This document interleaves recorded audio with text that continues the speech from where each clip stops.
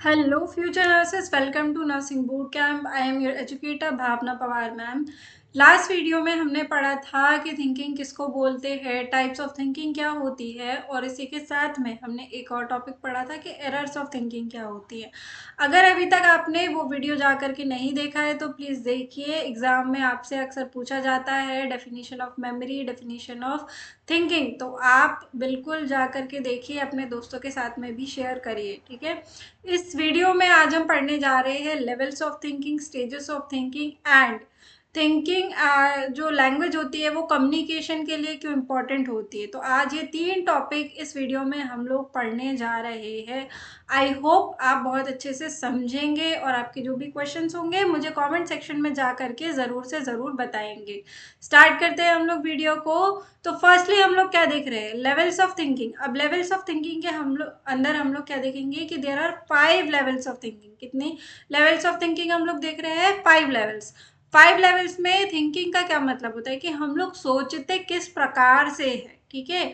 हमारी नॉलेज जो होती है या हम जो भी काम करते हैं वो किसके बेसिस पे करते हैं, ठीक है। तो वो सोचने का जो लेवल है वो आज हम देख लेते हैं, ठीक है। तो फर्स्ट हम लोग क्या देख रहे हैं, knowledge. Second is comprehension, application, analysis, synthesis, ठीक है।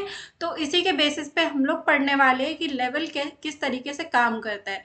अब ये किसके ऊपर बेस्ड है? बेस्ड ऑन ब्लूम्स टॉक्सोनॉमी, ठीक है। ब्लूम्स टॉक्सोनॉमी जो है उनके द्वारा दिया गया है कि हम इस तरह से सोचने का काम करते हैं, हमारा दिमाग जो है इस तरह से सोचता है।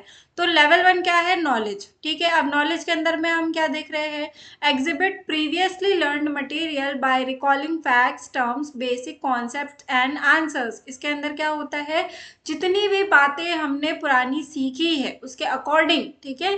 जितनी भी बातें हमने पुरानी सीखी है, जैसे कि हमने कोई नया मटेरियल पढ़ा, ठीक है। जैसे अभी आप इस मटेरियल को पढ़ रहे हो, ठीक है, थिंकिंग की जो लेक्चर है उसको पढ़ रहे हो, तो इसके अकॉर्डिंग कल आप क्लास में जा करके आंसर कर सकते हो। थिंकिंग से रिलेटेड अगर आपने कोई एक नया टर्म सीखा, ठीक है, जैसे कि आप डेली लाइफ में भी कोई ना कोई एक नया शब्द सीख जाते हो कभी कभी, या सोशल मीडिया से आपने कोई शब्द सीखा, उसके ऊपर आप क्या करते हो, किसी भी पर्सन को जवाब देना स्टार्ट करते हो, ठीक है। जैसे आज आपने नया टॉपिक पढ़ लिया लेवल्स ऑफ थिंकिंग के बारे में, तो अगर कल आपसे पूछा जाएगा तो ये नॉलेज तो आपको हो गया, क्योंकि आपने क्या किया, ये वीडियो देख लिया था। तो इसके अकॉर्डिंग आप क्या करोगे, सामने वाले को जवाब दे सकते हो। तो यही क्या होता है, नॉलेज। मतलब कि लेवल 1 नॉलेज। जितना आपको नॉलेज रहेगा, जितना आपने पिछले सालों में सीखा होगा, पिछले कुछ महीनों में सीखा होगा, उसके हिसाब से ही आप सोचते हो। सेकंड क्या है, कॉम्प्रिहेंशन। अब कॉम्प्रिहेंशन का क्या मतलब होता है, demonstrating understanding of facts and ideas by organizing, comparing, translating, interpreting, giving descriptions and stating main ideas। comprehension का मतलब आपका जो भी नॉलेज है उसको क्या करना, एक बहुत अच्छे तरीके से गैदर करके उसकी चार्टिंग करना, ठीक है। लेवल्स को समझना, मतलब कि आप क्या कर रहे हो, आपके पास में इंफॉर्मेशन तो बहुत सारी है ना। जैसे कि हम क्या करते हैं, बचपन में सबसे पहले स्टार्ट करते हैं मैथ्स को सीखना। मैथ्स को कहाँ से स्टार्ट करते हैं हम लोग सीखना, गिनती से, है ना। कि हमने 1 2 3 4 सीखा, उसके बाद में क्या सीखना स्टार्ट करते हैं हम लोग, ऐड करना, ठीक है।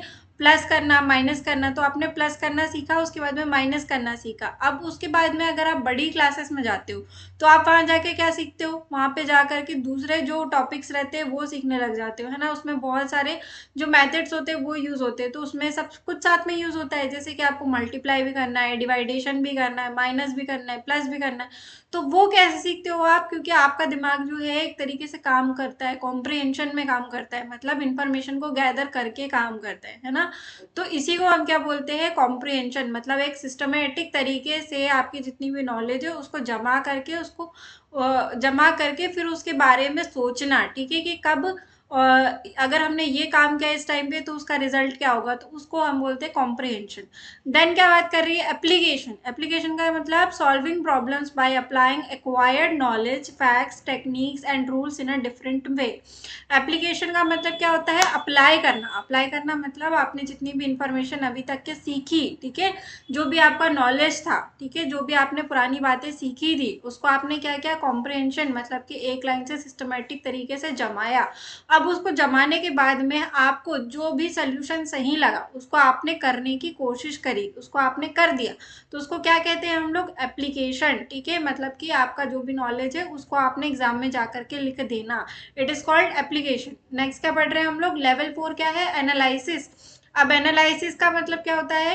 Examining and breaking information into the identifying motives और causes, making an different finding evidence to support generalisation. Analysis, जैसे कि आपने क्या किया, कल मॉर्निंग में जा करके आपने टेस्ट दिया, अब आप आज का वीडियो देख के गए, कल मॉर्निंग में आपने क्या किया, एक बार रिवाइज करके टेस्ट दे दिया। अब आपने जब टेस्ट दिया तो आपको पता चला, आपको खुद टेस्ट देने के बाद पता चल जाता है कि हमें कोई भी टॉपिक कितनी देर तक के याद रहा और नहीं रहा। अगर आपको ये टॉपिक याद रहा कल क्लासरूम में जा करके, तो आप क्या बोलोगे कि हाँ, हमने वो वीडियो देखा था तो वो उन्होंने बहुत अच्छे से समझाया, इसलिए हमें लगता है कि हमको आगे और वीडियोस देखना चाहिए उनके और हमें मार्क्स अच्छे मिलेंगे, है ना? तो ये क्या है आपका? एनालाइजेशन, एनालिसिस कर रहे हो आप, अपना खुद का मूल्यांकन कर रहे हो। नेक्स्ट क्या देख रहे हैं? सिंथेसिस। अब सिंथेसिस का क्या मतलब होता है? Compiling information together in a different way by combining elements in a new pattern और प्रपोजिंग अल्टरनेटिव सॉल्यूशंस। ठीक है, अब सिंथेसिस का क्या मतलब होता है कि आपके पास में एक से ज्यादा जो प्लान्स है वो अवेलेबल है। ठीक है, जैसे कि आपके पास में एक प्लान ये है कि आज रात को पढ़ाई करके रिवीजन करके सोना है, और दूसरा प्लान ये है कि अभी जल्दी सो जाते हैं, सुबह जल्दी उठ के पढ़ाई करके फिर सोएंगे, है ना? तो ये दो टाइप के प्लान है आपके पास में। अब उसके उनमें से आप कौन सा चूज करते हो, किस तरीके से आप उसका एप्लीकेशन करने का प्रयास करते हो, तो उसको हम क्या बोलते हैं? लेवल 5 मतलब सिंथेसिस। ठीक है, तो ये क्या होती है आपकी लेवल्स ऑफ थिंकिंग। ठीक है, फर्स्ट हमने नॉलेज देखा कि आपको जितना भी नॉलेज है उसके अकॉर्डिंग काम करना। कॉम्प्रिहेंशन मतलब कि नॉलेज को सिस्टमेटिक तरीके से जमाना। एप्लीकेशन मतलब कि सिस्टमेटिक तरीके से जमाने के बाद में आपने उसको अप्लाई करके देखा। एनालिसिस मतलब कि आपने जब अप्लाई कर लिया तो उसका रिजल्ट क्या आया, आपने जैसा सोचा था वैसा आया या नहीं आया, वो सब कुछ चीजें आपको पता करना। सिंथेसिस मतलब कि आपके पास में अगर एक प्लान काम नहीं किया तो उसके बैकअप में दूसरा प्लान भी बिल्कुल तैयार है, दोनों में से कोई एक तो काम करेगा ही करेगा, है ना? मल्टीपल लेवल्स पे सोचना, तो ये क्या हो जाएंगे आपके? Level of thinking. I hope ये आपको बिल्कुल अच्छे से समझ में आया होगा। कोई पूछेगा तो आप बिल्कुल बताएंगे, अगर एग्जाम में आएगा तो भी आप लिख देंगे जा करके। ठीक है, ज्यादा कॉम्प्लिकेट नहीं करेंगे, समझ समझ के पढ़ते जाएंगे। ओके, नेक्स्ट क्या देख रहे हैं हम लोग? नेक्स्ट है stages in development of thinking. ये क्वेश्चन बहुत आपको पूछा जाता है एग्जाम में। ठीक है, right the definition of thinking, right the stages of development of thinking, है ना? तो इस तरीके के सवाल बिल्कुल पूछे जाते हैं। तो हम लोग स्टेजेस ऑफ थिंकिंग में कितना स्टेज पढ़ने वाले हैं? 4 स्टेजेस ऑफ थिंकिंग, जिसमें से फर्स्ट स्टेज क्या पढ़ रहे हैं हम लोग? Sensory motor stage of thinking. ठीक है, हमारी एज के अकॉर्डिंग इसमें हमारी थिंकिंग का डेवलपमेंट कैसे होता है उसके बारे में जो है बताया गया है। फर्स्ट हम लोग पढ़ रहे हैं सेंसरी मोटर स्टेज। अब इसमें हम लोग नाम से समझ पा रहे हैं कि सेंसरी मोटर जो एक्टिविटी है, हमारी बॉडी के अंदर जो सेंसेस होते हैं उनके थ्रू हम लोग क्या करते हैं? सोचने का काम करते हैं। ठीक है, इतना तो आप समझ गए होंगे sensory motor stage of thinking से, है ना? तो इसमें क्या होता है? Last from birth until the age of 2 years. At this stage, infants build an understanding of the world by coordinating the experience of senses such as seeing and hearing with physical motor actions. अब यहाँ पे हमने starting में ही पढ़ लिया था कि ये कब से स्टार्ट होता है? From birth. ठीक है, जब से बच्चे का बर्थ होता है तब से लेकर के जब तक बच्चा 2 साल का हो जाता है तब तक के इस तरह का जो स्टेज होता है थिंकिंग का वो रहता है बच्चों के अंदर। मतलब कि वो अपने जितने भी सेंसेस होते हैं, जैसे कि देखना, है ना, स्मेल करना, या जो होता है टेस्ट करना, सुनना या टच करना, इन सेंसेस का यूज करके सोचता है। ठीक है, बच्चे क्या करते हैं? कोई भी उनको टॉयज मिलता है या कोई भी चीज उनके हाथ में आती है तो वो उसको मुंह में रख लेते हैं। तो वो ऐसा क्यों करते हैं? क्योंकि वो उसको टच करके देखते, है ना, उसको ऐसे हिला के देखते कि कहीं उसमें से साउंड तो नहीं आ रहा, वो आग से देखने में कैसा लग रहा है ना? अब टेस्ट करके भी देखेंगे, मुंह में रख के देखेंगे कि उसको खाने में कोई टेस्ट आ रहा है कि नहीं। तो ये क्या है? ये उनका तरीका है सोचने का, किसी भी चीज को समझने के लिए। ठीक है, वो सेंसेस का यूज करते हैं, सेंसरी मोटर स्टेज। हाथ की एक्टिविटी करते, बोला है ना, फिजिकल मोटर एक्शन, मतलब कि फिजिकल एक्शन करके भी देखते हैं कि अगर हम इसको फेंक देंगे तो क्या होगा, टूटेगा कि नहीं टूटेगा। तो इस तरीके के वो उनके एक्सपेरिमेंट होते हैं, उनकी सोच ही वैसी होती है। ठीक है, नेक्स्ट क्या देख रहे हैं हम लोग, सेकंड स्टेज है प्री ऑपरेशनल स्टेज। अब ये किन में देखी जाती है, देखते हैं। लास्टली रफली फ्रॉम 2 to 7 years, मतलब कि 2 से 7 साल तक के बच्चों में pre operational stage of thinking पाई जाती है। At this stage children begin to describe the world with words and pictures. ठीक है, इस स्टेज में क्या होता है, बच्चे धीरे धीरे बोलना स्टार्ट कर देते हैं, पिक्चर को समझना, किसी भी फोटोग्राफ को याद करना, समझना चालू कर देते हैं, उन्हें लोगों की शक्ल भी याद होने लग जाती है। Symbolic thinking, the simple relationship between the sensor information and physical action. ठीक है, इसके साथ में जो रिलेशनशिप होता है उसको भी मेंटेन करना सीख जाते हैं। उनको पता चल जाता है कि हमारे मदर है, हमारे फादर है, हमारे सिबलिंग है, या तो फिर हमारे दोस्त है, स्कूल के टीचर है, तो उनसे हमको किस तरह से बात करना है, बिहेव करना है, तो वो क्या होते हैं, सीखना स्टार्ट कर देते हैं। एक बेसिक जो होती है थिंकिंग उनके दिमाग में स्टार्ट हो जाती है। ठीक है, तो इसको हम क्या बोलते हैं, pre operational thinking. Okay, next क्या देख रहे हैं हम लोग, third stage of thinking, concrete operational stage of thinking. अब इसके अंदर क्या होता है, किन बच्चों में पाई जाती है, लास्टेड रफली फ्रॉम 7 to 11 years, 7 से 11 साल तक के बच्चे जो होते हैं उनमें क्या देखी जाती है, कॉन्क्रीट ऑपरेशनल स्टेज। अब इसके अंदर क्या होता है, at this stage children can carry out operation, child start to learn principle of nature such as number, mass and length. अब इसमें जो होता है, बच्चों का दिमाग धीरे धीरे डेवलप होने लग जाता है। इसके साथ में बच्चे जो होते हैं हल्की सी कॉम्प्लिकेटेड चीजें, है ना, जितने छोटे बच्चे होते हैं उनको हम लोग क्या करेंगे, अगर ड्राइंग करना सिखाएंगे, अगर डांस करना सिखाएंगे, तो उनका जो रहता है इंटरेस्ट उन सभी चीजों में बढ़ने लग जाता है, क्योंकि उनकी उम्र ही होती है ये सब सीखने की, है ना। तो ये क्या है, कॉन्क्रीट ऑपरेशनल, मतलब कि जो बेसिक से थोड़ा सा एडवांस स्टेज पे चले जाते हैं और बच्चे जो होते हैं वो चीजों को समझने लग जाते हैं। नेक्स्ट क्या होता है, फॉर्मल ऑपरेशनल स्टेज। अब इसके अंदर क्या होगा, it appears from the age of 11 to 15 years। At this stage adolescent develop a picture of an ideal situation. They can think what kind of parents the ideal and compare their parents with their ideal standard. They begin to prepare for the possibilities for the future. अब इसके अंदर क्या हो रहा है, वो compare करने लग जाते हैं चीज़ों को। ठीक है, बच्चों के पास में जैसे स्कूल जाते हैं तो उनको दिखता है कि हाँ, जो हमारे पास में टिफिन है वो कैसे है, दूसरों के पास कैसे लेकर के आ रहे हैं, है ना, जो पेरेंट्स है आपको घर में कैसे ट्रीट कर रहे हो, और जो दूसरे के पेरेंट्स है वो कैसे ट्रीट करते हैं, उनका स्टेटस है नहीं है ना। बच्चे बोलते हैं कि हमें एम्बेरसमेंट हो रही है, अच्छा लग रहा है, नहीं लग रहा है, क्या देख के अच्छा लगेगा।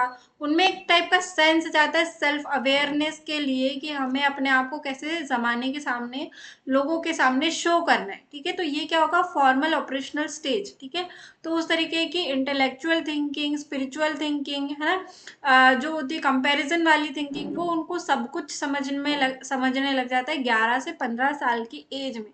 तो ये क्या होगा, stages and development of thinking. First क्या है, सेंसरी मोटर स्टेज, जो 2 साल तक के बच्चों में देखने को मिलती है। इसमें क्या होता है, बच्चे अपने सेंसेस का यूज करके सोचते हैं। प्री ऑपरेशनल थिंकिंग इसमें 2 से 7 साल तक के बच्चे के अंदर होती है। अब इसमें क्या होता है, बच्चे रिलेशनशिप जो होती है, पर्सनल रिलेशनशिप, मदर फादर, भाई बहन, इन सब के बारे में सीखना स्टार्ट करते हैं।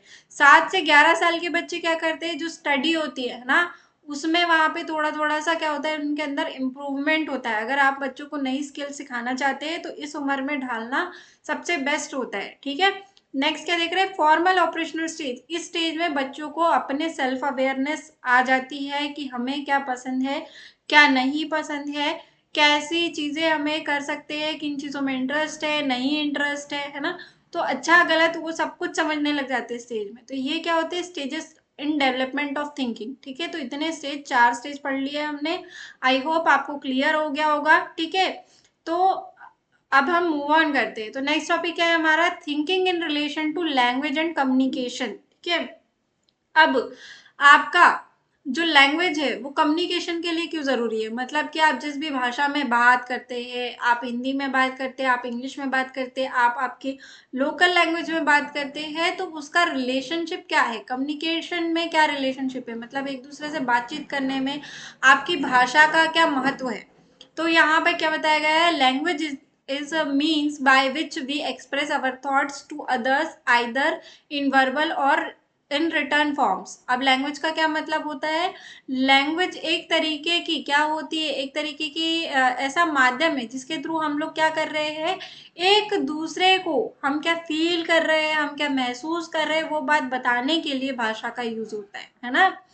Language is like thought is directed to some purpose और गोल। लैंग्वेज एक ऐसा थॉट, लैंग्वेज एक ऐसी सोच है जो किसी पर्पस से होती है, किसी गोल से होती है, मतलब उसका उद्देश्य होता है। आपने मुंह खोला है, आप कुछ बोल रहे हो तो उसका कुछ मतलब निकलना चाहिए, बेफालतू की बातें नहीं करनी है ना। क्योंकि लैंग्वेज, भाषा का उपयोग हमेशा किस लिए होता है, अपने थॉट्स को रिप्रेजेंट करने के लिए, समझाने के लिए ओनली, ठीक है। Language is extremely important in the process of thinking. सोचने के लिए, समझने के लिए लैंग्वेज का यूज बहुत ही ज्यादा जरूरी होता है।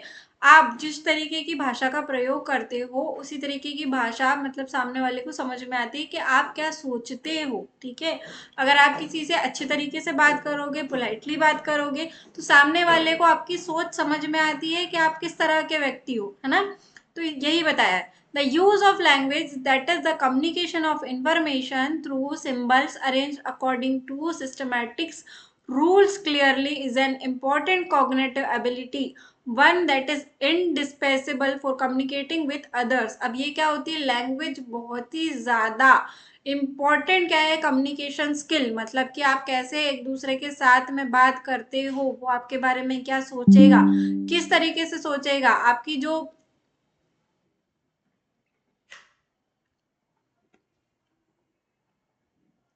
आपका जो पिक्चराइजेशन है, ठीक है, आपके बारे में आपका जो पूरा व्यक्तित्व है वो उसी के ऊपर बना लेता है जिस तरह से आप बातचीत करते हो। अब जैसे कि हमारे हॉस्पिटल सेटिंग के अंदर जब भी आप किसी पेशेंट के पास मिलने जाते हो, डॉक्टर से बात करते हो, तो क्या होता है, हमारे यहाँ पे कुछ रूल्स रेगुलेशंस आपको सिखाए जाते हैं कॉलेजेस के अंदर, एटिकेट सिखाए जाते हैं स्कूल कॉलेजेस के अंदर, कि आपको जब भी आपको कोई सीनियर दिखाई दे, डॉक्टर दिखाई दे, टीचर्स दिखाई दे, तो आपको उनको विश करना है, गुड मॉर्निंग, गुड आफ्टरनून, ठीक है, जो भी टाइम हो रहा है उसके हिसाब से। पेशेंट्स को भी ग्रीट करना है कि आप कैसे हो, ठीक लग रहा है, कल से ठीक लग रहा है कि नहीं, दवाई खाई आपने, खाने में क्या खाया। तो इस तरीके से जब भी आप अच्छे से बात करते हो तो सामने वाला भी आपको उसी के ऊपर जज करता है कि आप उनकी कंप्लेन सुनते हो, उसके लिए क्योर करने की कोशिश करते हो कि आप उनकी कंप्लेंट्स को कम कर सको। दर्द हो रहा है बोला है तो उसको दर्द को कम करने के लिए आप दवाई दे रहे हो, डॉक्टर से बात कर रहे हो, है ना। तो ये क्या होता है, कम्युनिकेशन आपकी एक पर्सनालिटी और व्यक्तित्व को जाहिर करता है, ठीक है। तो इसी के बारे में यहाँ पे बताएगा। नेक्स्ट क्या है, language provides us with categories that we use to construct our view of people and events in the world around us, ठीक है। ये हमारे आसपास की जो दुनिया है उसमें हम क्या करते हैं, लोगों का व्यू अपने लिए अपनी लैंग्वेज के थ्रू ही बनाते हैं, ठीक है। हमारे आसपास जो भी चीजें होती है, कभी कभी ऐसा होता है कि आप अगर किसी से अच्छे से बात करने जाओ तो आपका जहाँ काम नहीं भी होने वाला होता वहां पे भी हो जाता है ना। तो वही बताया गया है हमें कि थिंकिंग क्या है, ठीक है। थिंकिंग आपकी सोच, आपकी लैंग्वेज जो होती है वो कैसे दूसरों को, आप दूसरों का पर्पस बनाती है, मतलब दूसरे आपको किस तरह से देखते हैं। आप जिस तरह से बात करेंगे, अपने आप को रिप्रेजेंट करेंगे, सामने वाले से कम्युनिकेट करेंगे, जिस भाषा का यूज करेंगे, जोर जबरदस्ती करेंगे, चिल्लाएंगे, किसी को ताना देंगे, किसी से उसकी बातों को सुन के इग्नोर कर देंगे, तो ये सारी चीजें आपका लैंग्वेज कम्युनिकेशन बताता है, ठीक है। भाषा का यूज करके आप सामने वाले को कितने अच्छे तरीके से प्रभावित कर सकते हो और नहीं कर सकते, इसके बारे में पूरा का पूरा बताया गया है। थिंकिंग में कैसे रिलेशन है कि दूसरे व्यक्ति क्या सोचते हैं आपके बारे में और आप खुद क्या सोचते हो।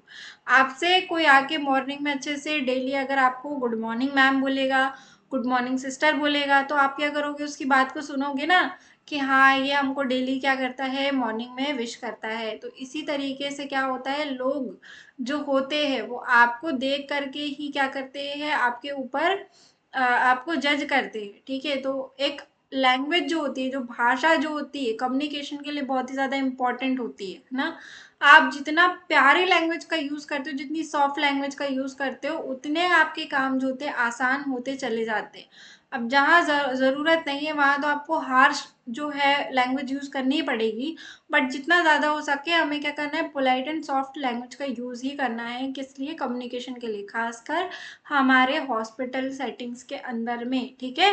क्योंकि पेशेंट क्या होता है, ऑलरेडी पेन में आपके पास में आया है, आपको उसका क्योर करने पे ध्यान देना चाहिए, ना कि उसको और प्रॉब्लमेटिक फंसाने के ऊपर कि आपकी ही गलती है, ठीक है।